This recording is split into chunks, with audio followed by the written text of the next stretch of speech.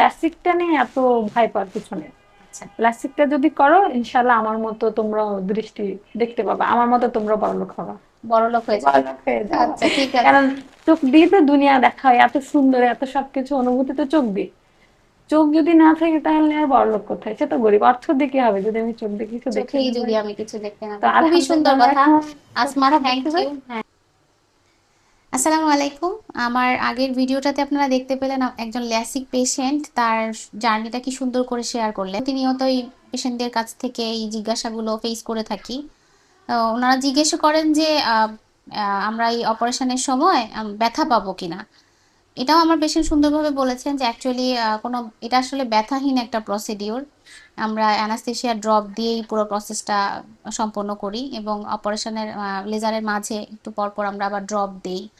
So পেশেন্টের কাজ হচ্ছে শুধু একটা আলোর দিকে তাকিয়ে শুয়ে থাকা। ল্যাসিক নিয়ে একটা বিভ্রান্তি কিন্তু আছে যে ল্যাসিকে আসলে কি করা হয়। পেশেন্ট আমাদের জিজ্ঞেস করে যে ম্যাডাম, ল্যাসিক করে কি চোখের ভিতরে লেন্স বসানো হয়? না, এটা কোনো লেন্স বসানোর প্রসিডিওর না। আপনার যে চোখের মনি, সেই নিজস্ব যে চোখের কর্নিয়াটা, ওই কর্নিয়ার মধ্যেই আমরা পাওয়ারটা বসিয়ে দিই। এটার মধ্যে কোনো কাটাছেঁড়া নাই, চোখের ভিতরে কোনো লেন্স বসানোর তো প্রশ্নই আসে না। লেন্স তো একটা পুরো ডিফারেন্ট জিনিস। এটা হচ্ছে ছানি অপারেশন করে চোখের ভিতরে লেন্স প্রতিস্থাপন করা হয়।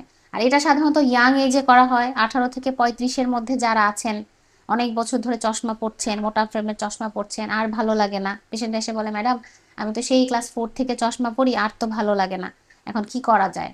এই ধরনের যে সমস্ত পেশেন্টরা আছেন তাদেরকে আমরা ল্যাসিক করি। খাওয়া দাওয়ার কোনো রেস্ট্রিকশন আছে কিনা, আমরা কি কি খেতে পারবো আর কি কি খেতে পারবো না। ল্যাসিক আসলে পেটের কোনো সার্জারি না যে আমরা আপনাদের খাওয়া দাওয়া বন্ধ করে দিব।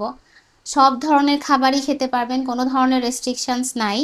তবে যেসব পেশেন্টদের আগে থেকেই অ্যালার্জি সমস্যা, যেমন কারো কারো হচ্ছে ইলিশ মাছে অ্যালার্জি থাকতে পারে, কারো গরুর মাংসে অ্যালার্জি থাকতে পারে, কেউ আবার বেগুন খেতে পারে না, তো কেউ যদি জেনে থাকে যে না আমার এই এই খাবারে অ্যালার্জি সমস্যা হয়, তাহলে আমরা বলি যে অপারেশনের পর কিছুদিন পর্যন্ত খাবারগুলো একটু অ্যাভয়েড করতে।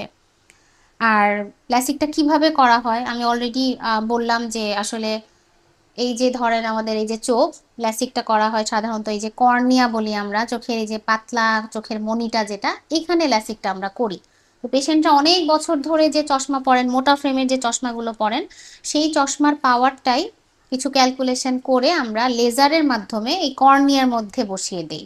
সো পেশেন্ট হচ্ছে চশমা মুক্ত জীবন পায়।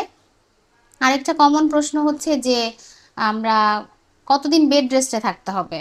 তো ল্যাসিক এমন কোনো বেসিক প্রসিডিওর না যে পেশেন্টকে বেড রেস্টে থাকতে হবে। তো প্রথম যে রাতটা, ল্যাসিক করার প্রথম রাতটা একটু ব্যথা হয়, এটা আসলে সব ধরনের অপারেশনেরই একটা কমন ব্যাপার বলতে পারেন। তো আহ, হালকা একটু ব্যথা হয়, কিন্তু পরের দিন থেকে পেশেন্টের সেই ব্যথাও কমে যায়, আস্তে আস্তে তারা কিন্তু স্বাভাবিক জীবনে ফিরে আসেন।